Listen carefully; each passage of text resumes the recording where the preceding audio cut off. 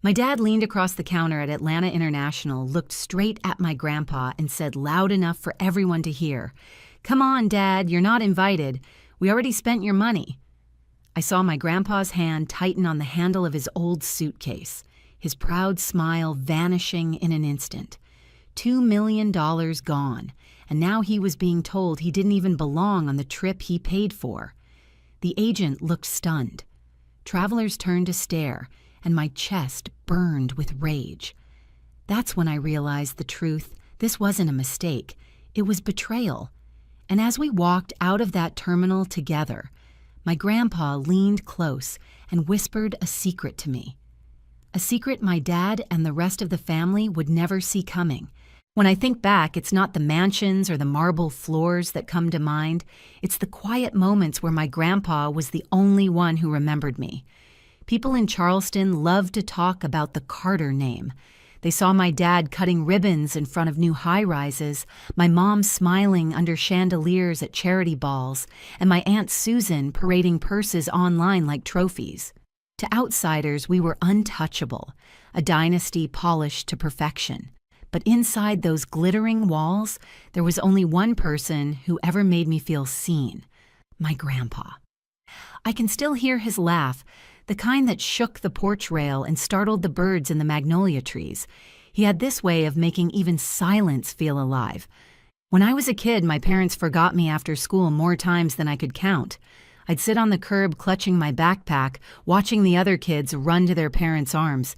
Just when my throat tightened with shame, I'd see the old pickup truck pull in my grandpa leaning out the window. "Hop in, kiddo," he'd grin like rescuing me was the best part of his day. The truck smelled like sawdust and peppermint. To this day, that smell is home to me. He was at every piano recital, even when no one else showed. I remember being 10, wearing a hand-me-down dress that didn't quite fit my fingers trembling over the keys. The crowd clapped politely when I finished, but over them all came one booming cheer, two hands clapping like thunder. I turned crimson, but he stood up anyway, whistling like I was the star of Carnegie Hall. My dad rolled his eyes when I told him later, saying, "Music was a phase, not a future." My mom added that it was cute but not worth investing in lessons. My grandpa just winked and slipped me a new sheet of music, saying, "Play for yourself, Harper. That way no one can take it away." The contrast between him and the rest of them grew sharper as I got older. My dad treated my grandpa like a walking checkbook. I'd catch the twitch in his jaw whenever Grandpa gave me birthday gifts, like he couldn't stand the idea of love not being measured in assets. My mom was colder. She'd sip her wine and say, "Richard spoils you. Don't rely on him so much. Harper, you'll regret it." Yet the moment a new luxury car appeared in the driveway, she never asked whose money greased the wheels. Aunt Susan was even worse, draping herself over Grandpa at gatherings, cooing about how much she adored him, then hissing later about why he didn't fund Greg's latest genius idea.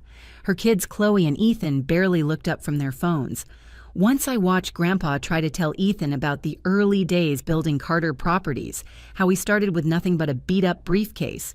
Ethan didn't even nod, just scrolled TikTok until Susan called him for dessert. Grandpa never called them out. He'd just sip his black coffee, his fingers curled loosely around the mug, his eyes soft with a kind of ache that words can't cover. He built this empire brick by brick, through nights so long he forgot what dawn looked like, and all he wanted was to see his family sit at the same table with genuine laughter. I'll never forget one porch evening when the sky burned violet and the marsh grass bent in the breeze. He leaned back in his chair and sighed, "All I want, Harper, is for them to love each other the way I love them. Maybe one day they'll see." I squeezed his hand, feeling the roughness of years of work etched in his skin. I wanted to promise him it would come true, but the truth sat heavy in my chest.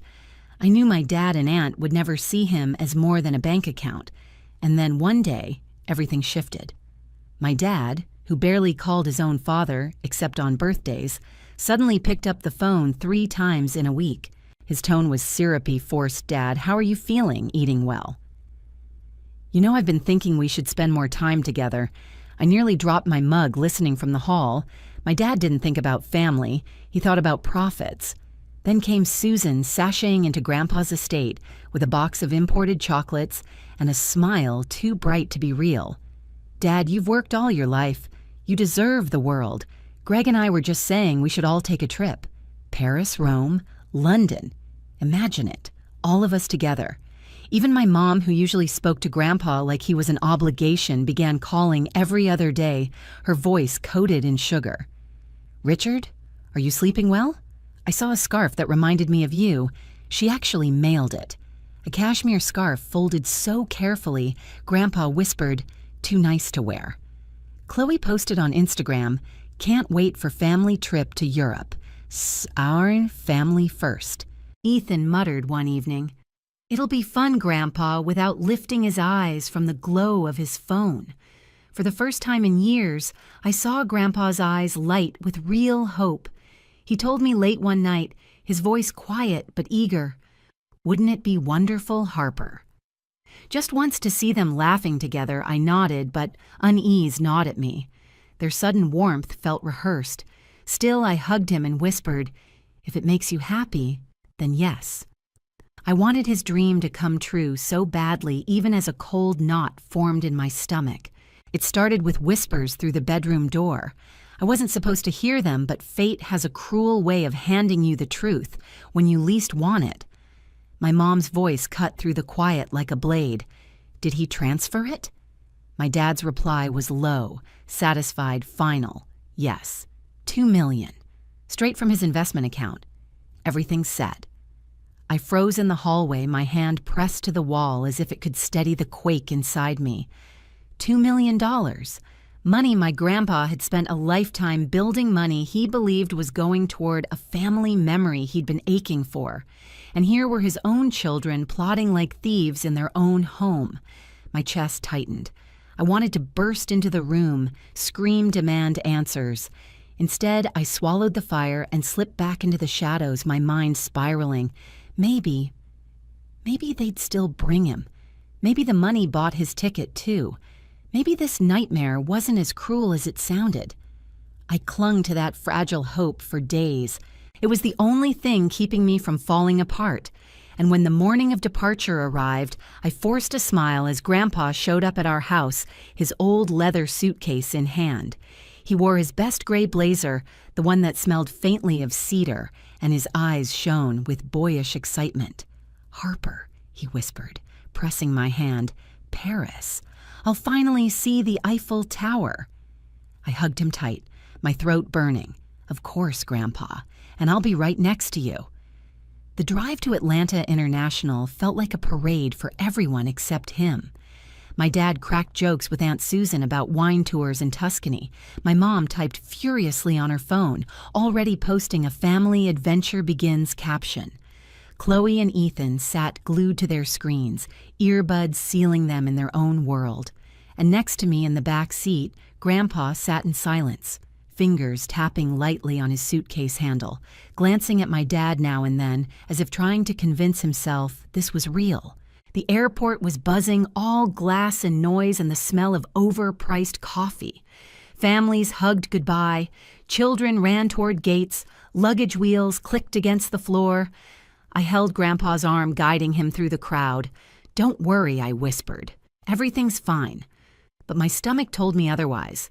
We lined up at check-in passports stacked neatly in the agent's hands, my dad, my mom, Susan, Greg, the cousins. Beeps of approval echoed one after another. Then came Grandpa's turn. The agent frowned, typing again, her brow furrowing. "I'm sorry. I don't see a reservation for Richard Carter." The world tilted. What I blurted. "That can't be right. Try again." She did, shaking her head. "No booking under that name." Grandpa blinked, confused. "There must be a mistake. My son handled the arrangements." He turned to my dad, his voice trembling with hope. "Michael..." And then came the dagger. My dad stepped forward, his tone sharp and dismissive. "Dad, I forgot your ticket. Just go home." My grandpa's hand clenched on his suitcase handle. His proud smile, the smile that had carried him through decades of sacrifice, collapsed in an instant. "No," I snapped, my voice shaking. "He paid for this entire trip. $2 million. How could you?" Harper Susan hissed, her smile glued on for the strangers around us. "Lower your voice. You're embarrassing us, embarrassing." My chest burned. What's embarrassing is abandoning your own father after stealing his money. Travelers turned their heads, whispers rising around us. Chloe muttered, so dramatic, without looking up from her phone. Ethan tugged at his hoodie, pretending not to hear. My mom's voice slid in, falsely soothing Dad. "Traveling that far isn't good for your health. We'll bring you something nice from Europe." Grandpa's shoulders shook, but he didn't cry. He was too proud for that. He just whispered, "Maybe they're right. Maybe I don't belong." That broke something in me. I wrapped my arms around him. "No, Grandpa, you belong with me. If they can't see your worth, then they don't deserve you." My dad's face flushed red. "Enough, Harper. Don't be dramatic. If you walk away, now don't expect us to take care of you when you crawl back." Susan sneered, her tone sharp as glass. "You're ruining this for everyone. Stop acting like a child throwing a tantrum." I looked at each of them, the cold eyes of my mom, Susan's smirk, Chloe's glazed-over stare, Ethan's headphones, and then at my grandpa clutching that suitcase like it was the last piece of dignity he had left. And in that moment, I made my choice. I stood up and walked out. We left them there, their luxury luggage piled high, their tickets in hand, their lies intact. Grandpa and I walked out of that terminal together, the crowd swirling around us like we were ghosts. His suitcase sat heavy at his side, and just as the automatic doors slid open to the humid Georgia air, he leaned close, his voice low trembling but clear. "Harper, there's something I never told them, something they'll never see coming." The ride back from Atlanta felt like 3 hours of silence stretched into a lifetime. The city lights blurred past the windows, but all I heard was my grandpa's breathing, uneven, shallow, broken in a way I'd never heard before. His old suitcase balanced on his knees like an anchor. He didn't speak until halfway down the highway. His voice was barely more than a whisper. "Maybe I don't belong anymore, Harper. Maybe I'm just outdated." The words stabbed through me. "No," I said fiercely, gripping his arm. "They don't deserve you. They stole from you. But I won't let them get away with it." He gave me a faint smile, the kind that didn't reach his eyes, and turned to the window.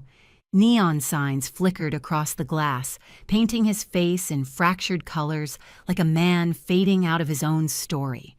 When we pulled into the estate, the gates opened on marble pillars and manicured lawns that suddenly looked like stage props for a cruel play. Grandpa set his suitcase down in the foyer. The sound echoed in the hollow house. "I built all of this for them," he murmured, his shoulders slumping. "And tonight I realized it means nothing." I swallowed hard. "It still means something to me, Grandpa. You mean everything to me." He didn't answer. He just wandered into his study and sank into the leather armchair by the fireplace. I found him later tracing his finger over an old family photo, the one with my dad and Susan grinning beside him, me as a child in front. The firelight flickered, but it couldn't warm him. That night, something hardened inside me. If they thought they could rob him blind and walk away untouched, they were wrong. The next morning, I woke before the sun. The house was silent except for the grandfather clock's slow, heavy ticks. I slipped into the study, searching through his desk. It didn't take long to find what I was looking for, a folder labeled Travel Itinerary. Inside was a wire transfer receipt, $2,000 moved from Richard Carter's investment account to my dad's personal account. My stomach twisted. Proof. I needed more. So I drove downtown to the travel agency that had arranged the trip. The manager, Holly Sanders, remembered the booking. Her eyes narrowed as she scrolled the records. Yes, Mr. Carter paid for the entire package. First-class flights, luxury hotels, $2 million all up front. She paused, then frowned. But look, his name isn't on the traveler list. It looks like it was removed before final confirmation. The ground beneath me seemed to shift. "You're saying it was deliberate?" She nodded solemnly. "I'm afraid so. I can provide a written statement if needed." I thanked her, clutching the papers so tightly they crumpled in my hands. This wasn't just betrayal, it was premeditated theft. When I showed the documents to Grandpa that evening, he stared at them in silence. His hands shook as he traced the lines of the transfer. "Michael," he whispered, "my own son." I grabbed his hand. "We can't stay quiet. There are laws against this. I found a group that helps protect seniors from abuse, Adult Protective Services. We can call them." His head snapped up, panic flashing in his eyes. "No, they're my children, Harper. I don't want to destroy them."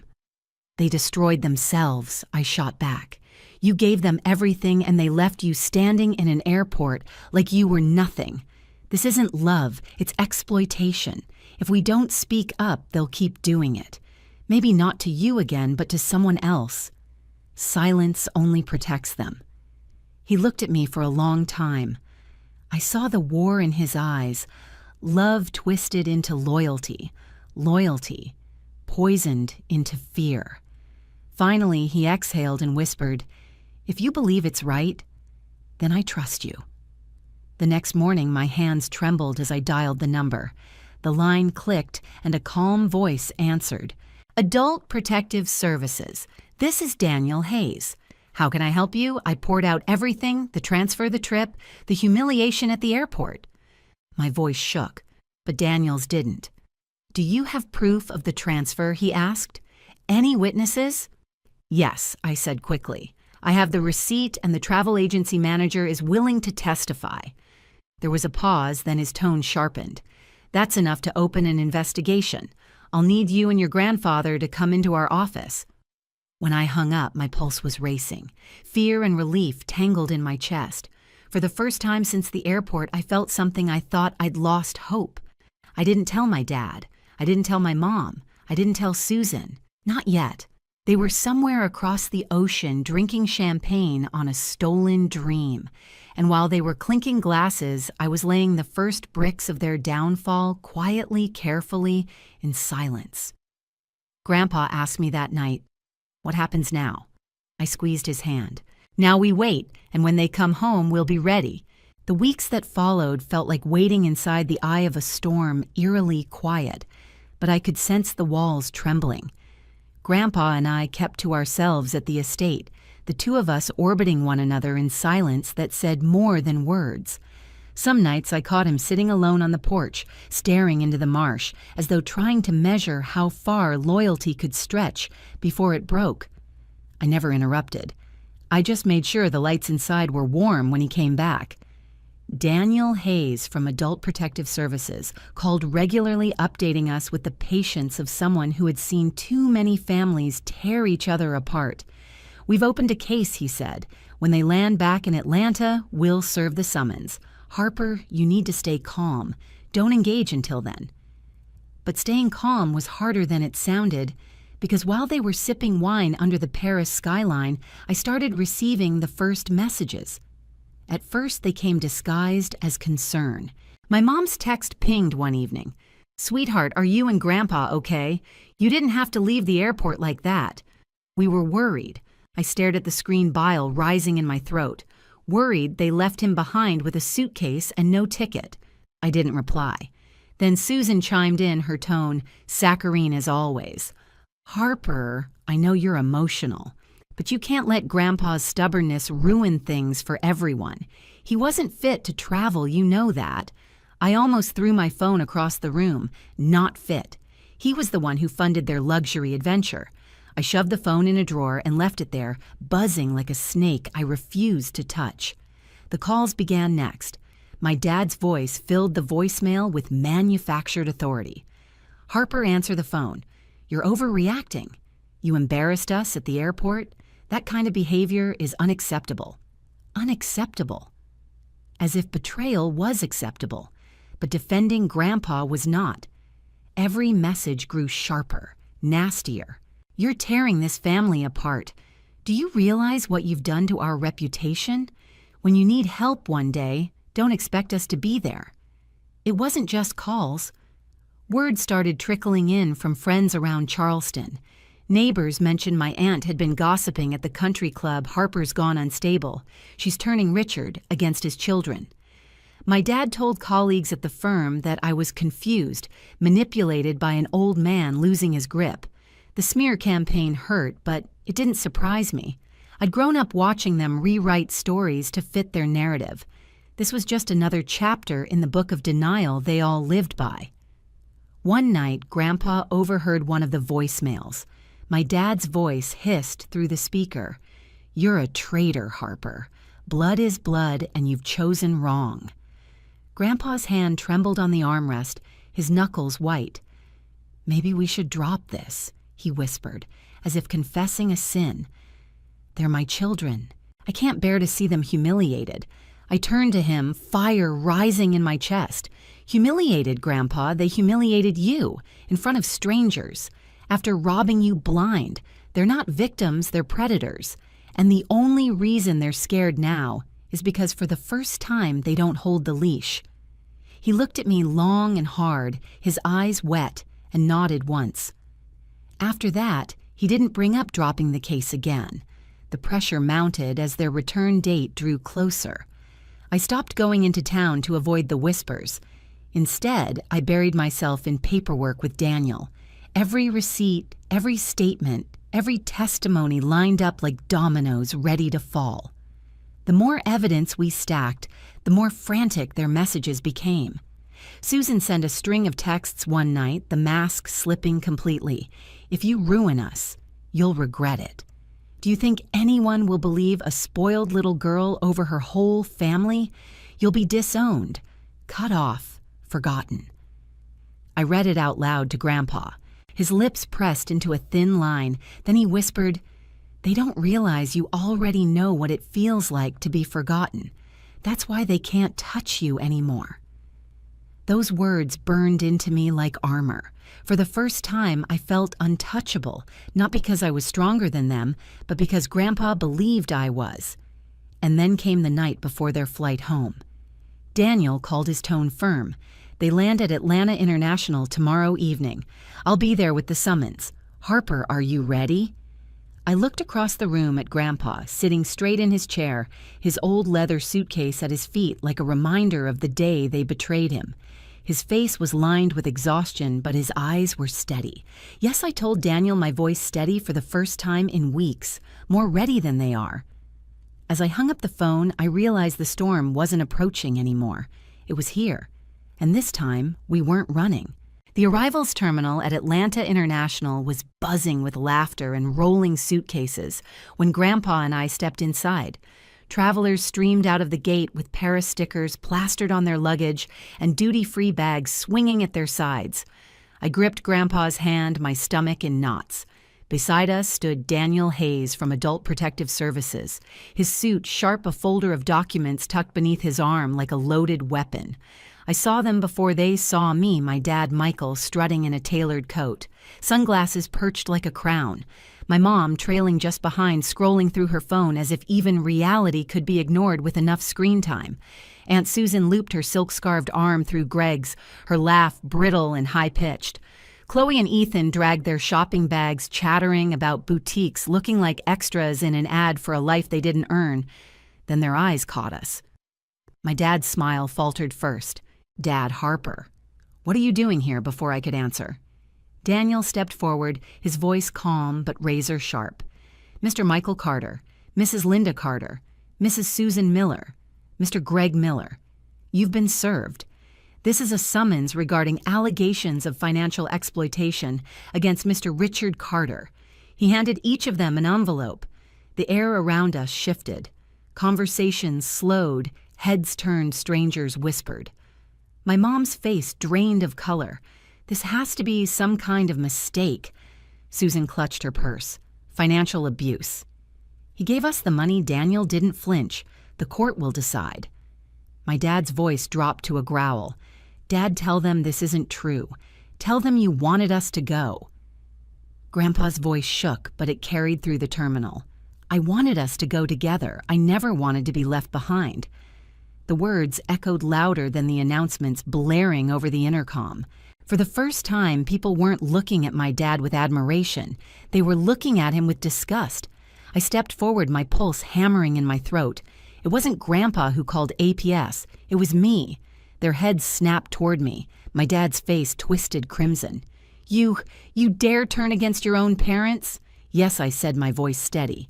Because you stopped being parents the moment you betrayed him. You stole his money, his trust, and his dignity. I won't let you get away with it. Susan sneered, her mask slipping. You foolish girl, do you realize what you've done? You've destroyed this family. No, I shot back coldly. You destroyed it the day you left him at that airport. For a moment, no one spoke. Chloe muttered, "This is so stupid," while Ethan pulled his headphones back over his ears. Greg swore under his breath. My mom's eyes darted around the gawking crowd, shame etched into her face for the first time. And my dad, the man who had always towered over me, looked small-cornered, desperate. Daniel closed his folder. "We'll see you in court."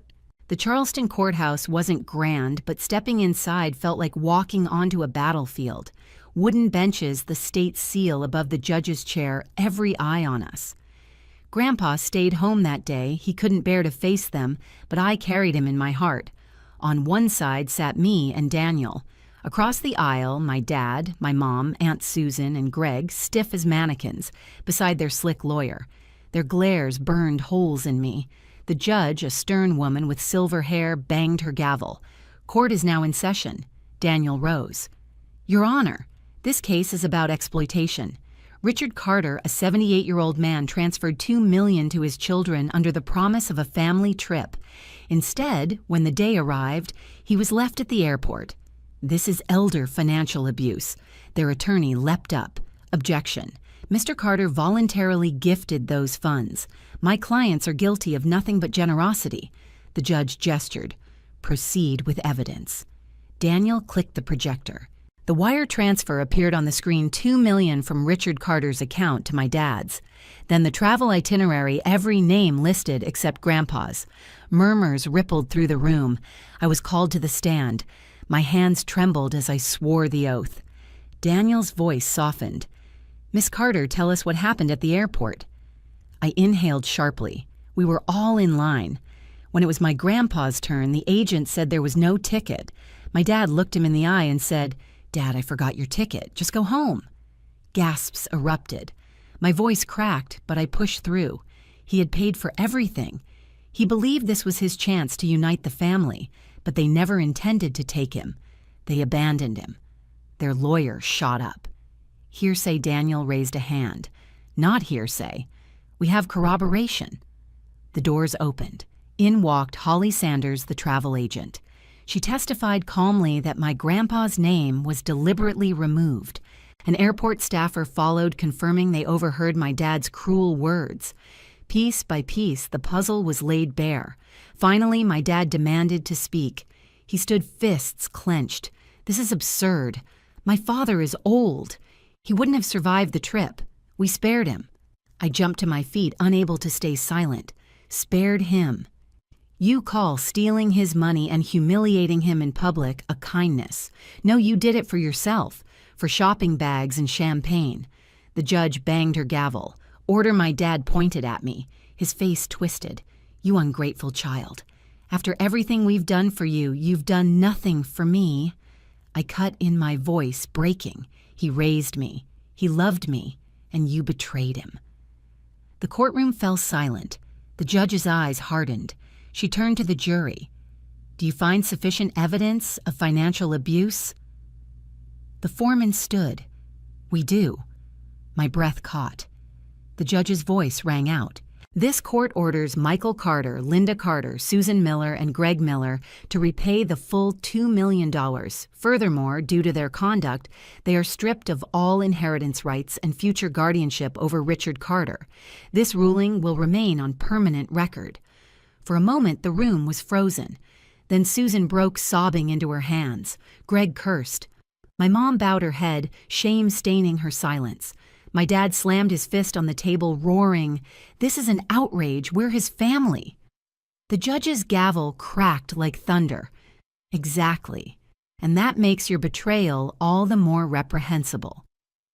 Tears blurred my vision, but they weren't of defeat. They were relief. Justice had spoken. As I left the courthouse, Daniel touched my shoulder. "You did well, Harper. Not many have the courage to stand against their own blood." Outside, the evening sun drenched Charleston in gold. I pulled out my phone, my fingers trembling as I dialed Grandpa. My voice broke into a smile as I whispered, "It's over. They can't hurt you anymore." And in that moment, I knew the echo of this victory would ring louder than their lies ever could. When I returned to the Charleston estate after the trial, Grandpa was waiting on the porch. The sight of him standing there nearly broke me.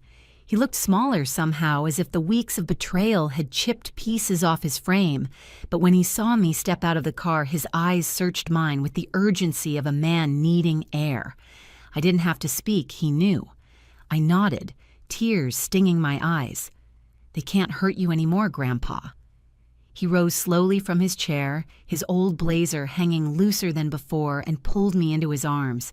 His shoulders trembled against mine. For the first time in months, I felt a weight lifting, not gone, but lighter, as if justice had carved a hole for light to come in. The days that followed were quiet.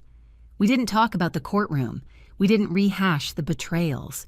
Instead, we filled the silence with small rituals: morning coffee on the porch, tending to the garden, sorting through old photos not to mourn what was lost, but to reclaim what was still ours.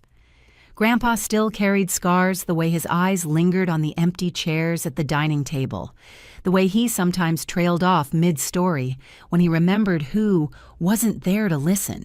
But he no longer spoke of being outdated. He no longer questioned if he belonged. One morning, as sunlight filtered through the study windows, he set his mug down and looked at me. "Harper, I don't want the rest of my life to be about betrayal. I want to give meaning to what's left." That was the seed. Together we created the Richard Carter Foundation, a trust dedicated to protecting seniors from financial exploitation. Every dollar recovered from the lawsuit was poured into it. We set up grants for community centers, funded hotlines for abuse victims, trained volunteers to spot the signs of exploitation. The first time we walked into a small community hall to deliver support, I watched my grandpa shake hands with other elders, his voice firm again as he told them, "You're not forgotten. You matter." His eyes glowed in a way I hadn't seen since before the airport. The people there didn't know the Carter name as a dynasty of real estate. They knew it as a promise of protection. At night, when the house grew still, I sometimes caught him studying me. "You saved me, Harper." He'd whisper, his voice heavy with gratitude. I always answered the same way. "No, Grandpa, you saved me. You showed me what family really means." Months passed. The mansion, once suffocating in its silence, began to echo with life again, not from chandeliers or marble floors, but from laughter and purpose. Instead of empty dinners, we hosted workshops. Instead of hollow portraits, we filled the walls with letters of thanks from people whose lives the foundation touched. Sometimes in the quiet moments, I thought about my dad, my mom, and Susan. Their absence was a scar, yes, but no longer a wound. They chose greed. I chose love. And in that choice, I found freedom. One evening, sitting beside Grandpa on the porch, the same marsh stretching out before us, I asked him if he ever regretted what happened. He sipped his coffee, eyes reflecting the fading sunset. "No," he said slowly, "because betrayal showed me who truly stood by me. You. That's enough." I leaned my head on his shoulder. For years, I'd chased the idea of family as something unbreakable, bound by blood. But now I understood family is loyalty. Family is love. Family is the ones who don't walk away when the suitcase is heavy and the crowd is watching. Grandpa carried that belief until his last breath. And now it's the legacy I carry forward. Not the Carter fortune, not the empire of buildings, but the foundation of trust he built in me. His lesson, his truth, his gift. And every time I see his old suitcase by the study door, the one he packed for the trip he never took, I don't see rejection anymore. I see resilience. I see the day we chose each other. and I whisper to myself so he'll always hear it, "You belong, Grandpa, always."